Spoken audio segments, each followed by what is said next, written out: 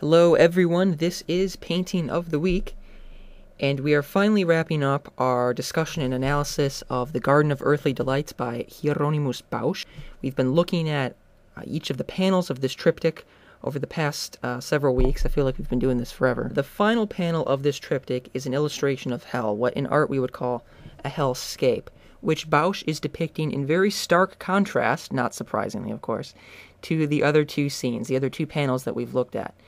Most noticeably, the warmth of the daylight that was present in the other two panels, the sort of carefree atmosphere, has been replaced completely by this relatively chilling darkness of night. So the first major contrast that we discern here is the fact that it's nighttime instead of day. And of course, it extends much further beyond that, too. I mean, the paradise that we've witnessed in the other scenes has ultimately been replaced by this prison, this world in which humanity's inability to resist the devil's temptations, which we saw them enjoying in the other two panels, particularly the center panel, that inability to resist has ultimately now brought on eternal damnation, which is what we see depicted here. So let's start off in the foreground, at the very bottom of the panel. And here we find an assortment really of bizarre animals. They're much more sinister than the fanciful creatures that we encountered before. So instead of, unicorns and two-legged dogs, we have bird monsters and rabbits eating people. And that's really what we see happening here in the foreground. We've got these mutated animals dining on their human companions.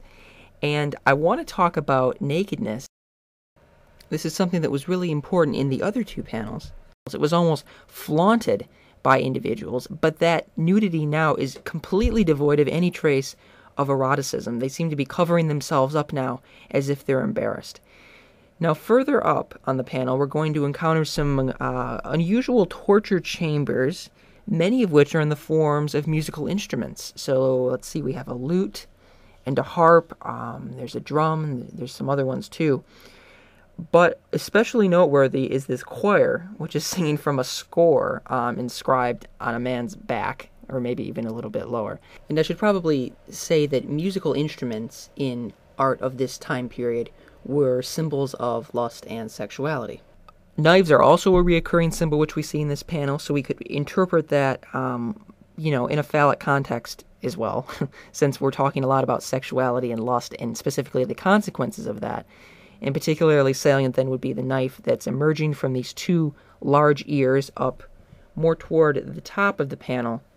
And of course these ears there have been impaled by an arrow. Starting more toward the bottom of the panel again, let's move over to the right, and we see these two individuals that are trapped in some sort of a bubble or a teardrop hourglass type object, while a man below is vomiting into this hole that's filled with people. And adorning the top of this sort of teardrop-shaped hourglass is a bird monster, once again eating people. And it might be that this sort of bizarre hourglass throne upon which he's sitting is actually some sort of a toilet. So he eats people, and then they fall into this teardrop-shaped glass, and then into this hole below where we have people, vomiting and defecating on them. So there's nothing pleasant here, which I think we've established at this point. And, it's supposed to be hell, so you can think, oh, well, this is gross, this is disgusting, why would anyone paint that? But Bosch really wanted to inspire almost a sense of fear in his viewers about the consequences of licentiousness. Now, at the top of the panel, we see cities engulfed in flames as their inhabitants are fleeing across this river on a bridge below. All three of the panels in the Garden of Earthly Delights feature water, but the difference here is that the river is frozen, and we can see people falling, through the ice. But what I want to draw particular attention to up toward the top of the panel is the way that Bosch has utilized lighting here.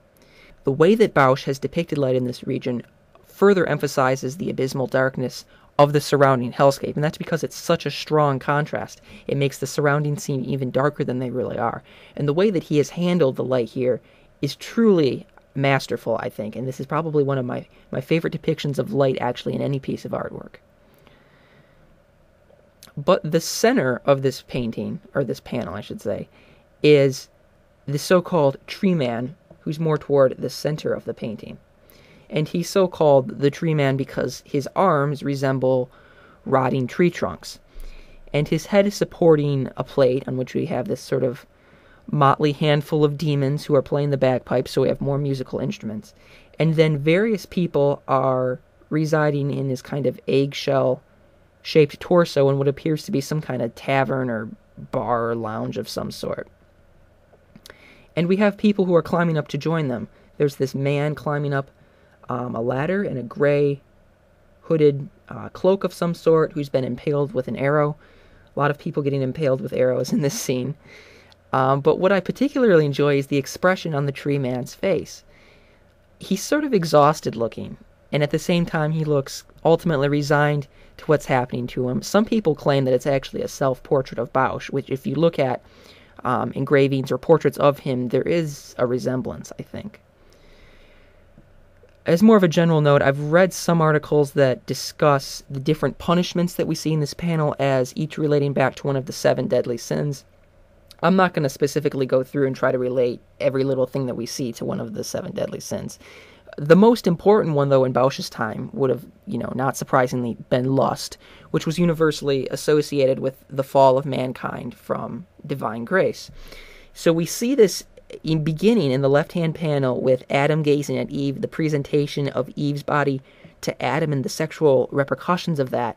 And then in the center panel, right, all hell is kind of broken loose, and we see this center panel, this flagrant disregard for the sacredness of human sexuality as serving a warning against a life of licentiousness, against concupiscence, which is ultimately then resulting in the punishments that we see here.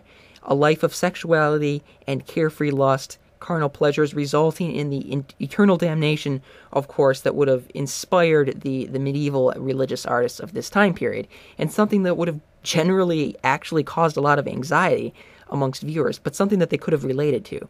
Of course, these times were much more religious than the secularized society in which we live today, but in this time period, this would have been a powerful warning, something that people would have actually thought about. And of course, when we look at any piece of art, we have to appreciate the context in which it was painted. And this painting, this whole triptych, is really an excellent example of that. So ultimately, we view this work, The Garden of Earthly Delights, as a moralizing piece of art, something that warns that worldly pleasures are transient, and of course, they're not without consequence. I hope you've enjoyed this composition as much as I have. And we'll be back next week with some new material, so we'll see you all back then. Have a great week, everybody.